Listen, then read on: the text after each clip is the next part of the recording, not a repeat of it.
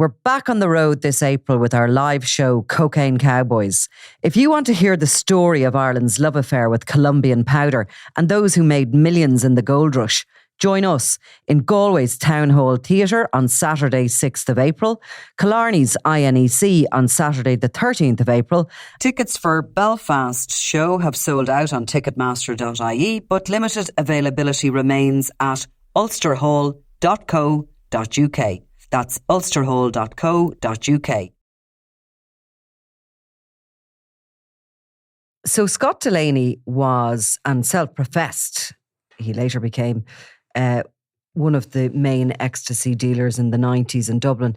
And bringing ourselves back to that era, that really was the drug that opened up this recreational drug market to many people. Up until that point of ecstasy's arrival, we had cannabis, which was the most used drug in the country. And control over that market by the mid-90s was under John Gilligan's gang. And obviously we had heroin, which is a completely different drug altogether. One that certainly was never used as a recreational product and which had caused, we had two epidemics at that point in the 80s and in the 90s. Probably we were in the second epidemic, which was centred on people who believed that they could smoke it rather than inject it and they wouldn't have a problem. But anyway, in the midst of all this comes ecstasy, the dance drug, surrounded with love and all of the rest of that. And, it's not only Dublin that had the experience, Liverpool and many other capitals had the same sort of buzz that surrounded ecstasy.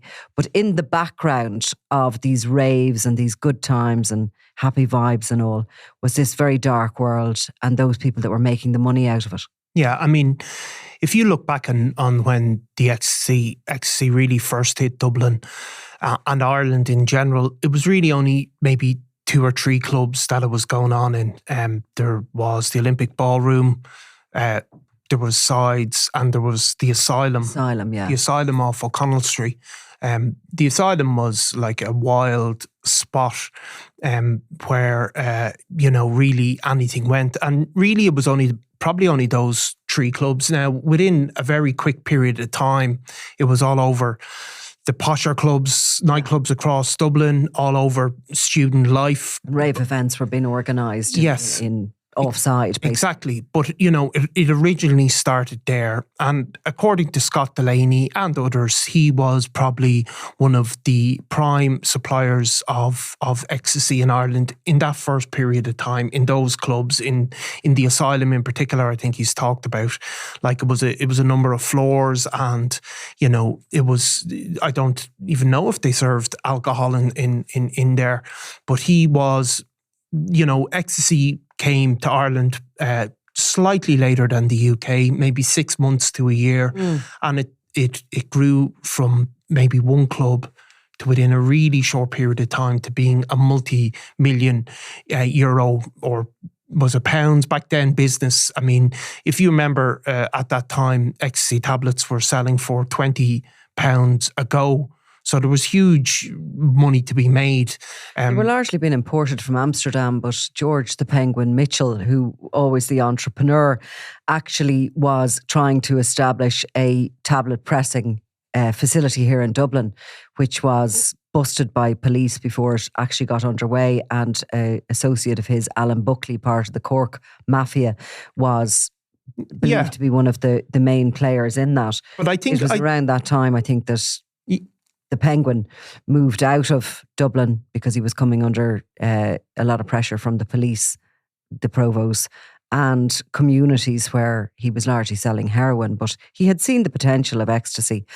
Now, Scott Delaney's father is a guy called Cotton Eye Joe Delaney, and it was really he that was the kind of, Scott Delaney at that point in the mid-90s was in his early 20s. He has described himself as living a Pablo Escobar style lifestyle in the 90s in Dublin, says he was selling or making in the region of £30,000 a week from selling ecstasy, none of which we maybe necessarily might doubt. No, I don't think so. He's not a very trustworthy character, but nonetheless, all of that sounds fairly viable. But Cotton Eye Joe Delaney was really the kingpin of that operation, his father. though, that's actually been disputed by Scott Delaney in a couple of interviews. I mean, Cotton Eye Joe Delaney was a ferocious, violent criminal, and he had been involved in armed robberies. He'd been maybe linked up with Martin the General Cahill's gang or some members of that. So Scott Delaney had his father as backup, and his father was absolutely intimately involved in the business. However, from Scott Delaney's perspective, he was really the mastermind behind it. Like, if you think back to when ecstasy smuggling came in, there was the police, obviously, in the advance of that, would have had their eyes on certain heroin dealers across Dublin, certain cannabis dealers. But this ecstasy generation introduced a whole wave of new criminals to the drugs business, and the police really had no way of keeping up to it.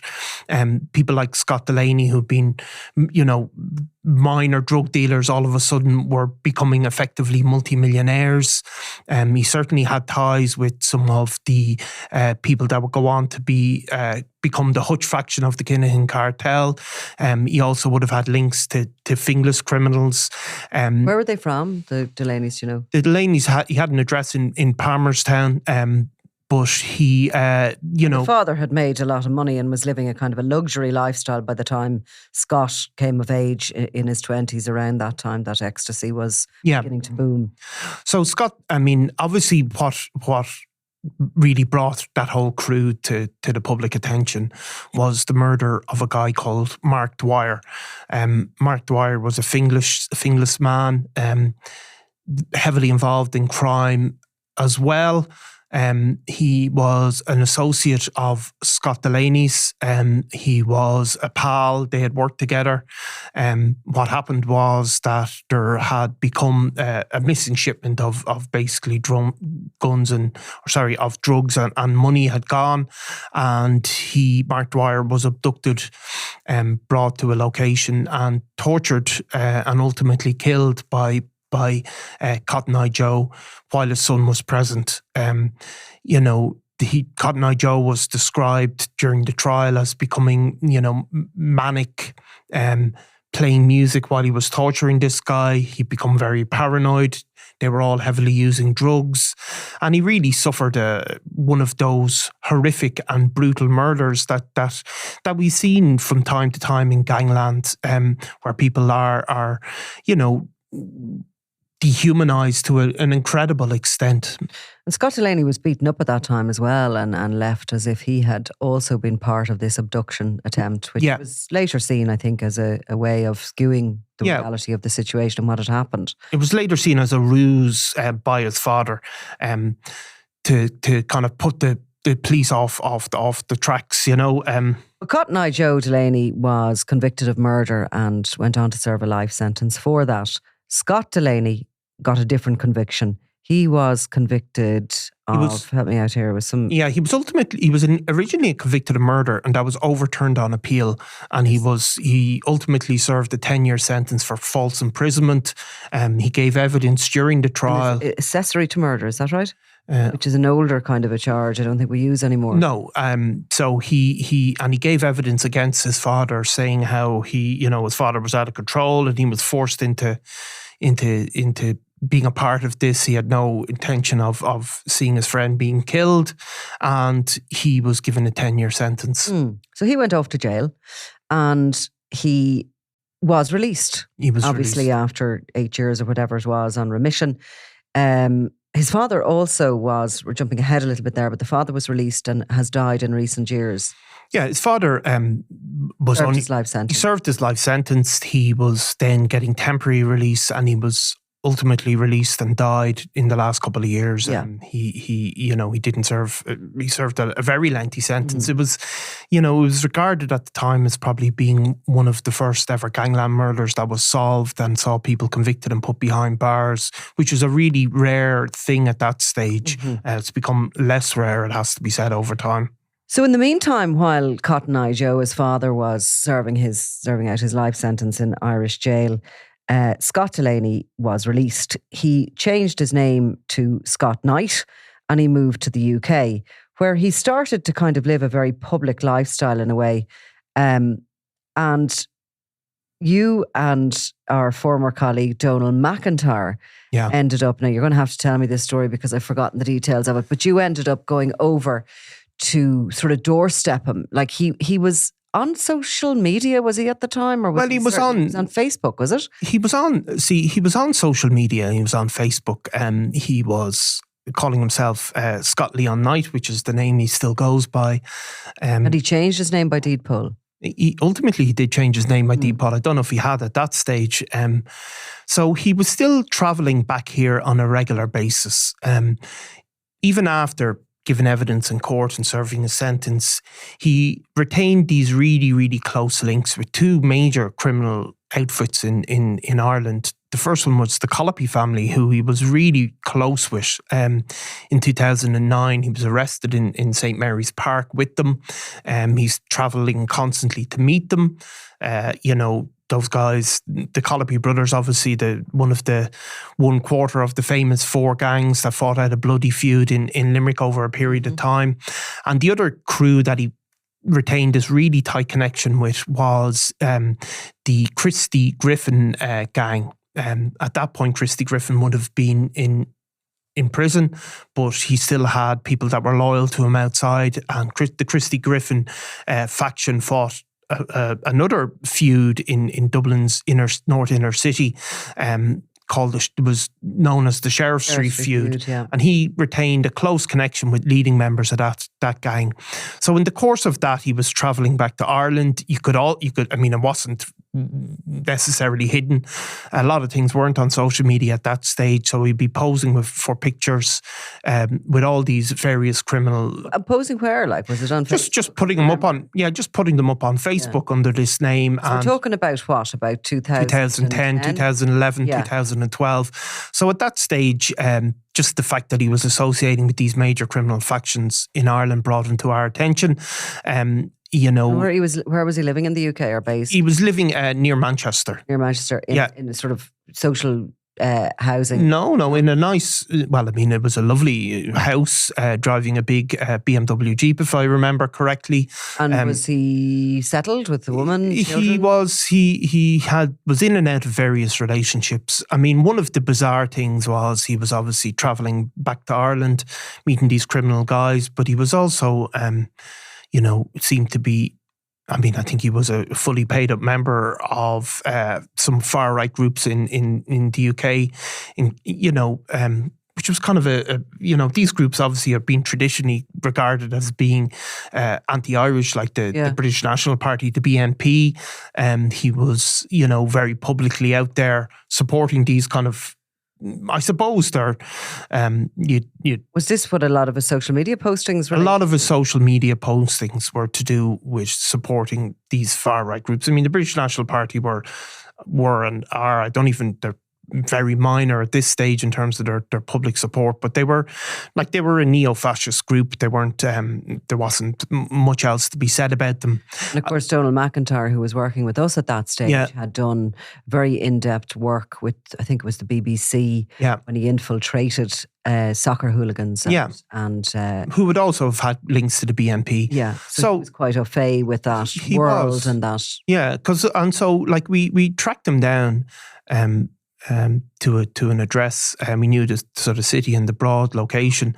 In fact, I remember how it was tracked down really was, one of the first ones where we had a general location and were able to sort of work out the house through Google Earth, really.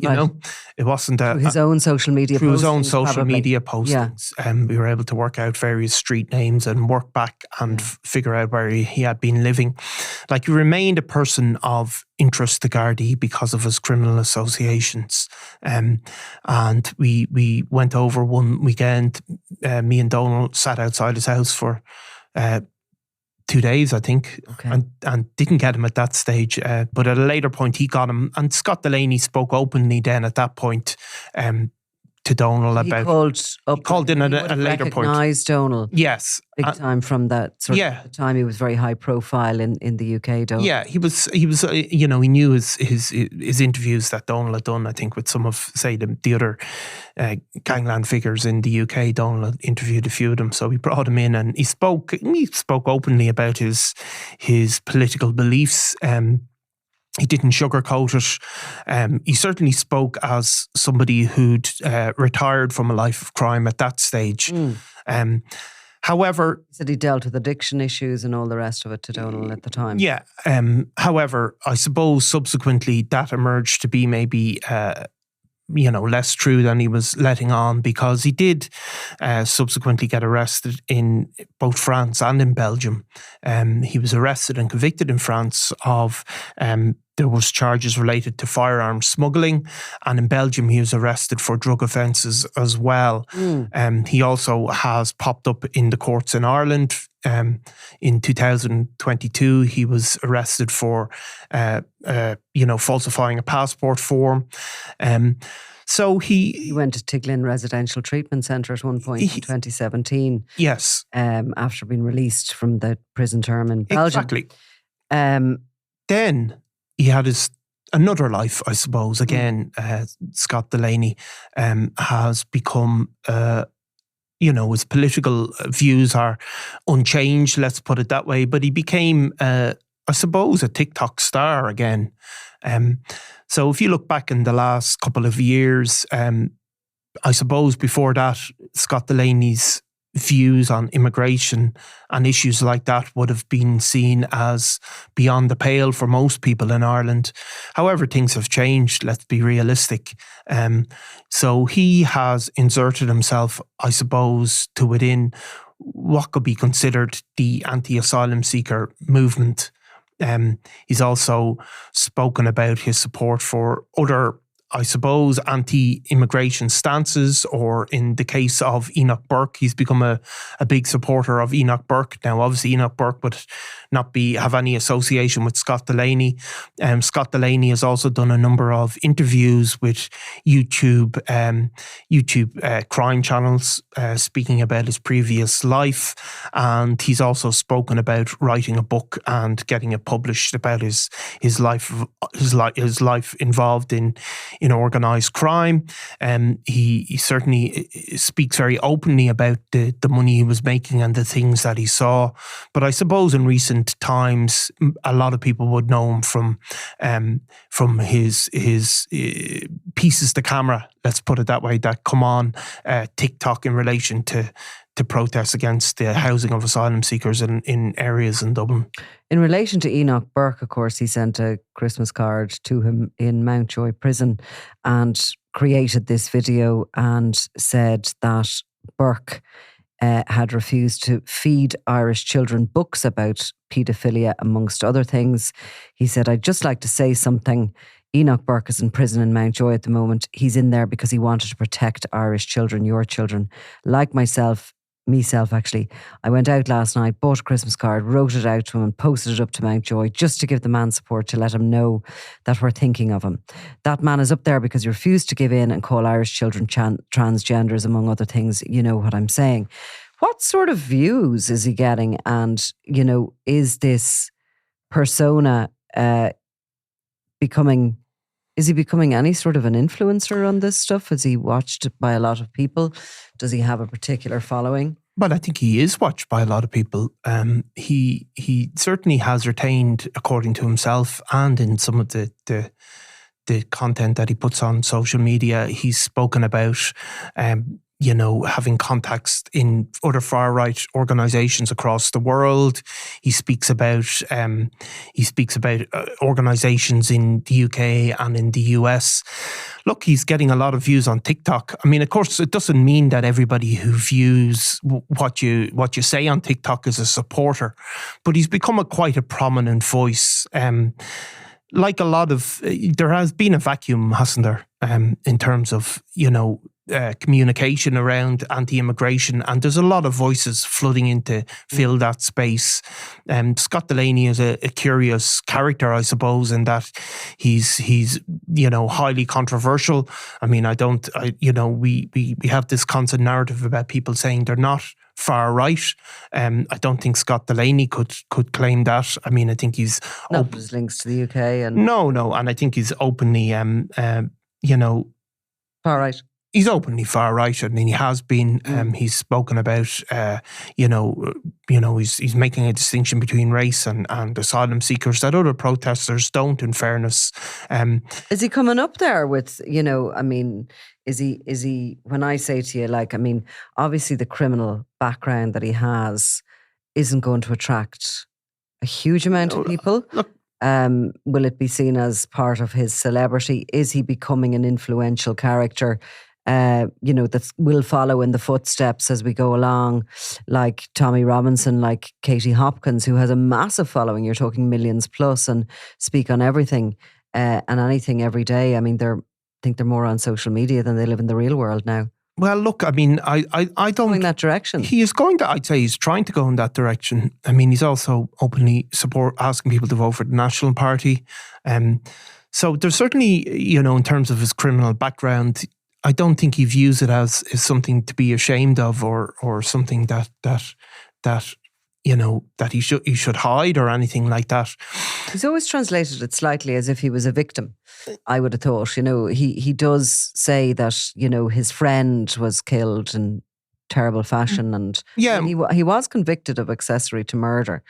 Yeah, I mean, he makes a big distinction between the country being destroyed by heroin and crack cocaine and ecstasy dealing, which he did. So he makes a distinction between that. Look, the anti-immigration movement, even that would be disputed by some of the people involved in the protests that we've seen popped up. They will say, it's not a coherent body. I know because I did live in East Wall for a while, and I know some of the people who were involved in the protests at that. Some of those people would have been horrified at people like Scott Delaney associating with their movement. But there's certainly other protesters who don't feel that way, who feel that these are, he's a voice that's entitled to be listened to as anybody else.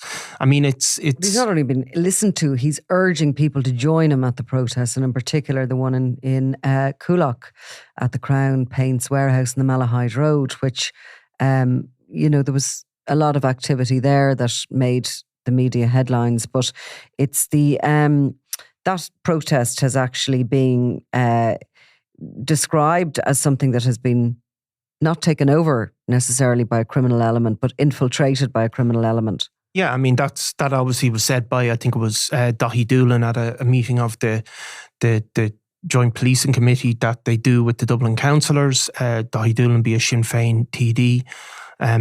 Look, it's what's happening to the country is it's changing. Daithí Doolan saying that as a result of the reporting, because I have to say, in fairness, the Sunday World really have identified Scott Delaney, his background, who he is, his links in the UK to the far right, and his arrival sort of here in Ireland into the middle of these anti-immigration centre protests. Yeah, I mean, is he following that, or is there some sort of an orchestrated police intelligence gathering situation where they have also identified Delaney? No, I don't think the police have identified. I mean, I'm sure they have identified Delaney because he's up there and publicly doing it. I don't think there's a broader organisation of criminals infiltrating this. What you have is individual criminals who are jumping on the back of it, possibly for their own selfish reasons, possibly for a kind of a kudos within the community and an acceptability. What's happening is the country is changing under our very noses over the last year and a half. These movements are springing up organically. Like, people would like to believe that they're dictated to by criminals or even far-right political movements, but really they are springing up organically. And that is, I suppose, the real issue. Why are they springing up? What can be done? the reality is that there's the social conditions that exist in this country are allowing for the emergence of these movements, and there's all sorts of people getting caught up in their wake. We had a huge crowds at the Coolock protests over the weekend. It'd be lovely to believe that if somebody like Scott Delaney was disassociated from the movement, that it would die. But there is anger and there's frustration in this country, and from my perspective, my own personal belief, that anger is being directed at the wrong source. It's being directed at asylum seekers coming into the country.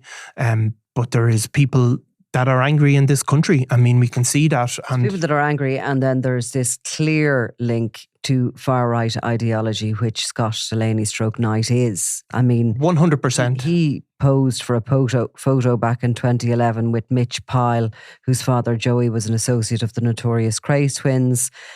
He has regularly spoken out about his leanings to far-right ideology. It was all the way back in 2007 that he was first exposed as a paid-up member of the anti-Irish British National Party. Yeah. So he has long-term links to this. Oh, look, 100%. And he's really is right smack bang in the middle of this. And now, having said that, given some other coverage that the Sunday World has given to him, which involved pictures of him smoking from a crack pipe not far from our own offices here in the North Inner City, you'd wonder how significant a character he's going to be going forward. But you can't then say there's no far-right ideology association when you've got somebody like him with such clear links to that, with such a clear history and background to it, right in the centre of things. Well, I don't exactly. I wouldn't say that. What I'm saying is that this is not. It's not automatically. Should not be regarded as a coherent movement of people. What you have is a whole mix of things going on, including, full-on racist, fascist people, who are, if they're not highly organised, it's through, maybe lack of ability, or, they would love to be. So you have those people 100% in the mix, and you see them every day. There's a number of these so-called kind of influencers who are not just purporting, there are some of them that are just speaking about asylum seekers, but there's some of them are openly racist, fascist people. But what I'm saying is that they are dragging other people in who would never have considered this 2 years ago. If somebody like Scott Delaney had called for a protest 2 years ago, you might have got a handful of people coming along. Now you have a huge amount of people coming along in a place like Coolock. And it's very worrying because the country is changing under our very noses. And, so I'm not saying there's no fascism. And what is actually happening at the Crown Paints factory on the Malahide Road? Are they looking for planning permission to turn it into a service centre? Or are they just going to use it as is to accommodate? Well, I mean, I think they'll have to. I don't even know if it's finally confirmed, but I do think it's probably been earmarked as a location for asylum seekers. So then you hear, obviously, it's a big empty location in the middle of an urban area, and you hear people speak. The Department of Integration, just to cut in there for a second, have said that the international protection applicants could be housed at that. They could be. So they have confirmed that. Yeah, they've only confirmed they could be, I think, actually. Yeah. So you've had a lot of guys on horses and all possibly blocking people going in to make it ready. It seems pointless if it's, what is the point of that when it's still only being considered? It is being considered to house up to 500 international protection applicants, but it'd be hard to see how the factory, as it currently stands, it had been producing Crown Paints, would be suitable for housing. They would surely have to install some sort of dormitory situation. Well, I mean, they have done that in if you look in East Wall, they've repurposed an old ESB building and they've basically put up a bit of, a few barriers. Yeah, I mean, it's not, they're not going to be living in luxury in any of these places. Look, it's a huge problem. I mean, let's be realistic. Like, it is a huge problem. Where we are in a really, really difficult place, and some of these things have become normalized. You just have to go on social media and hear, these kind of myths about, crime and levels of crime caused by immigration and attacks, and many of them are just proving to be untrue, but they've become widely accepted as fact. It is worrying, is it? I wanted to just give you some of the response that was given by the Assistant Commissioner. I'm going to have to put on my glasses here because I can't see anything anymore now that I've started wearing them. Are you the same? Yeah. It's unbelievable. Anyway, Angela Willis, who was at this joint policing committee at which Sinn Féin councillor Daithí Doolan told the city council that he was aware of this individual who is obviously related to Scott Delaney, we've been talking about. But this is the problem coming at it from the other end of these protests, I suppose. So while, yes, responding to him, and this was his kind of, he was wanting to know what are the Gardaí doing about these protests. Assistant Commissioner Angela Willis said the protests sometimes see demonstrators express opinions that may not be popular, but it won't breach the criminal threshold. In other words, it's not illegal. No. And she said, so people encouraging other peoples to come and protest at something they might see as a legitimate concern to that community, that, there's a particular level of disruption that has to be tolerated, but it doesn't necessarily equate into criminal behaviour. So it's difficult for the Gardaí to do anything about it. Yeah, and should they do anything morally? Like, they probably shouldn't. I mean, people are allowed protests in a democratic society. They are allowed to hold views that I wouldn't agree with, or that you might not agree with. There certainly did. I wouldn't agree. No, you wouldn't agree. But are you really suggesting that the state should use force to stop people holding views or holding protests that you find abhorrent? I mean, I personally would not agree with that. No, the state no laws in place that nor facilitating that is what I think she's saying. Well, no, exactly. There is no laws, and also, like, should there be laws? I mean, should you really have a law that would stop people? It's not illegal for people to demonstrate their opinion. Yeah, but even beyond whether it's legal or illegal, it should be legal. I mean, people are allowed protest. I mean, that is a really, really fundamental, basic democratic right. Now, the problem is that the information that they're being given and on which they're protesting, is that the only information that can be accessed? Look, I mean, it's a worrying development for this country. But I don't know if there's what is at the core of it all. Who's listening to Scott Delaney? Well, you see, people are, Nicola. Like, you know what I mean? Well, like, people that are watching TikTok and are listening to that, and instead of listening to... Well, where's the counter-argument on TikTok? Well, this was the problem as well with the latest referendum. I mean, Katie Hopkins was out there and she was telling the Irish people exactly how to vote. Yeah. And, okay, Simon Harris is a good little TikToker. But apart from that... Yeah, but I mean, the idea that voices aren't out there. Well, I mean, I think it's bizarre that people, like, Simon Harris is TikToking away, but the idea that Simon Harris has a capacity to reach everybody in this country, I think, is absolutely delusional. But nobody has a capacity to reach everybody, but I mean, it is a kind of, at least it's outside political thinking that the Irish Times are the only votes that matter. Well, exactly. And I mean, these ideas, look, you have to go back and say that this anger and these protests didn't spring out of nowhere. They spring out of the social conditions that exist in this country. Most of it is driven by the fact that we have an accommodation crisis in this country. I mean, and that also that we're having deep problems with our public services. A lot of the protests, I know East Wall because I know it personally, but I think a lot of that is sprung from the fact that people, their families are from East Wall for generations. They're in their 20s, 30s, 40s, and they want to live there. And it's become absolutely impossible. They want to live down the road from their mother, their cousins, the people they grew up with. that is the source of a huge amount of the problem.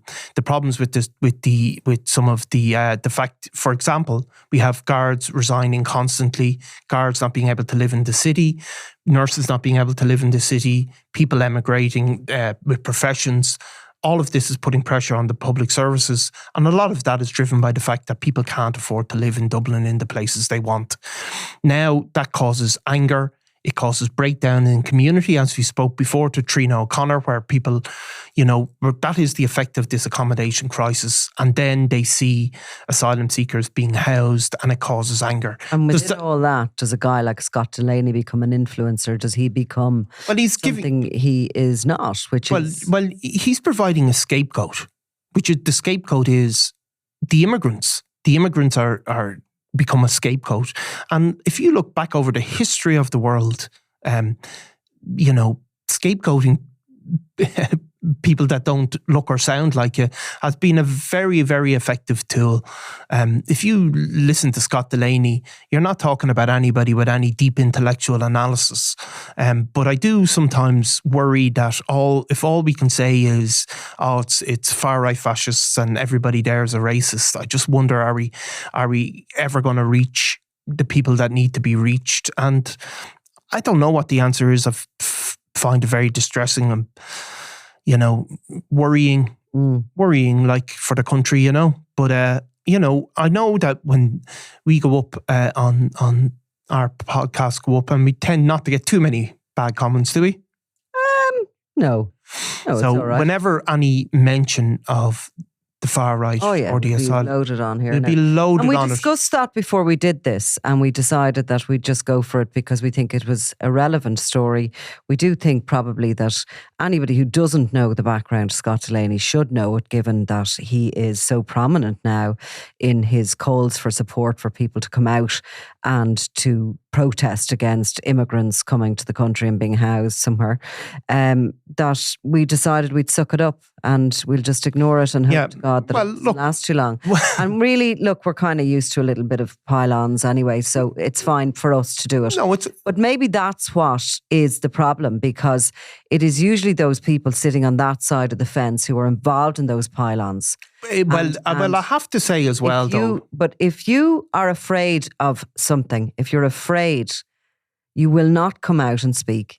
No. And that is the problem. Where is the other side of this? Well, can I say now what the protesters will say? And I'm like, the protesters will say, well, all we get called by the other side is, you're just a bunch of racists. And they say we have legitimate concerns.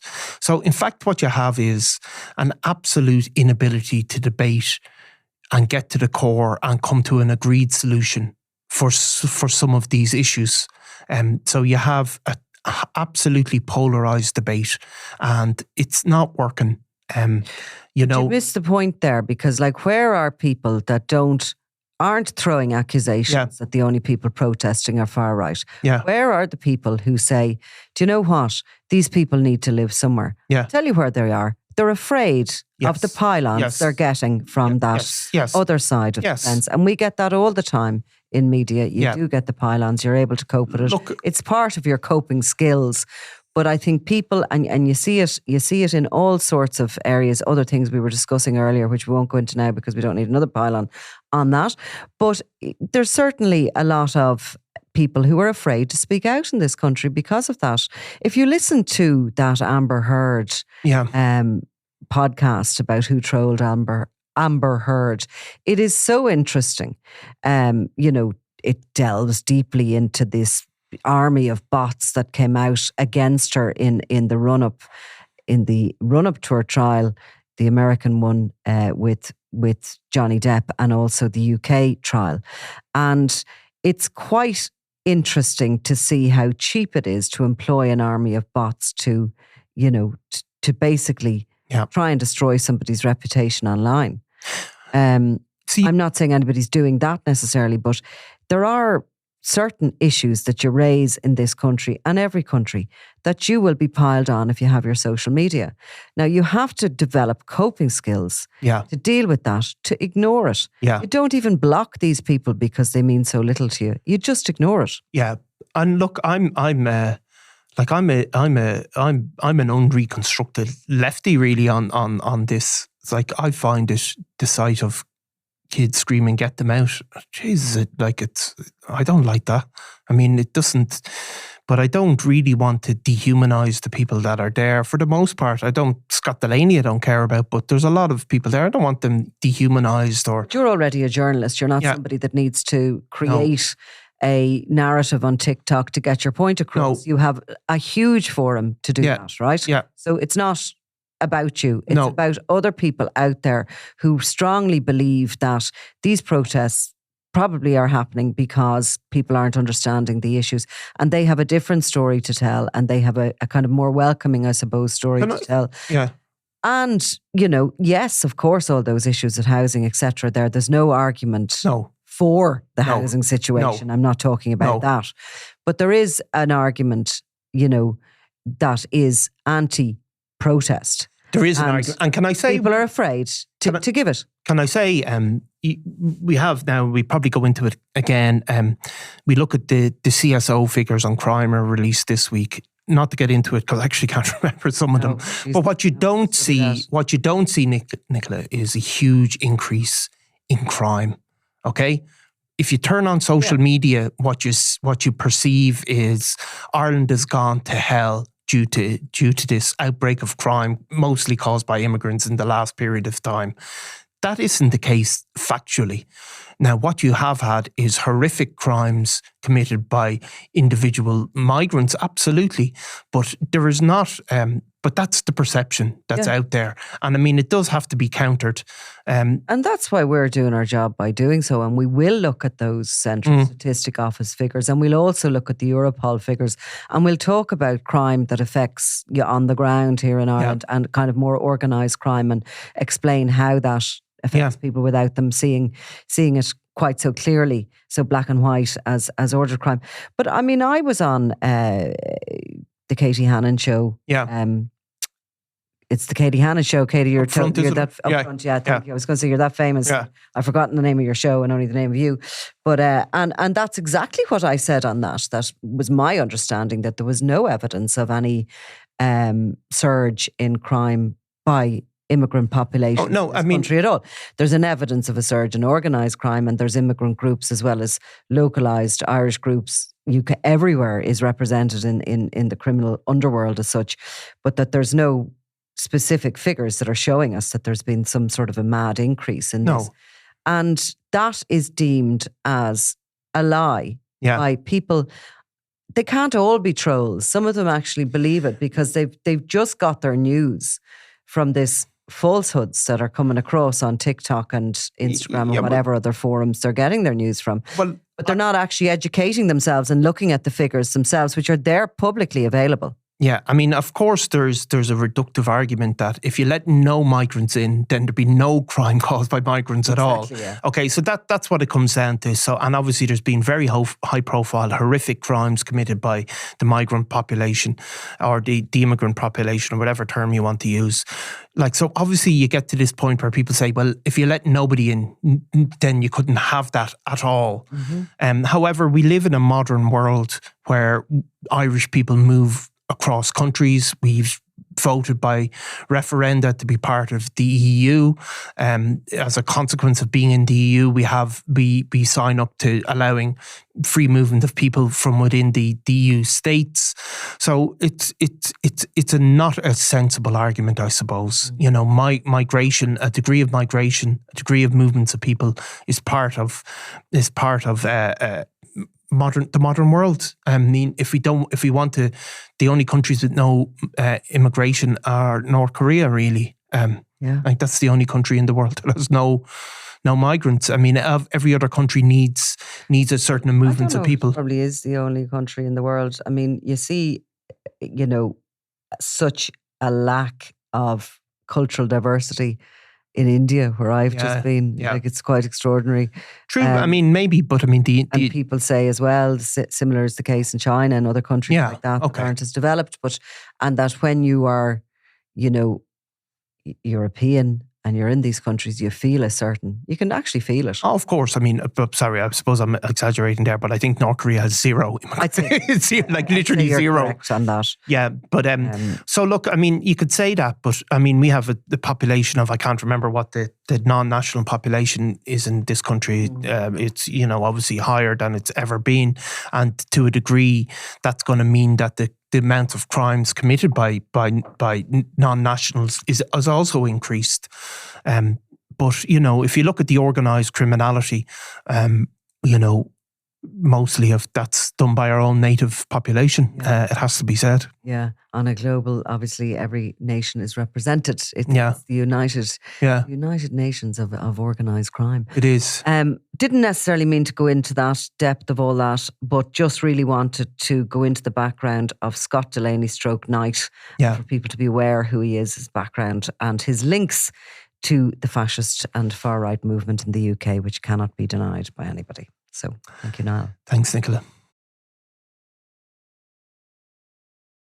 I'm Nicola Tallant, and you're watching Crime World, a podcast about criminals, drugs, and the underworld in Ireland and across the globe. Make sure you subscribe to our channel and turn on notifications so you can be the first to watch all our latest episodes. You can also listen wherever you get your podcasts.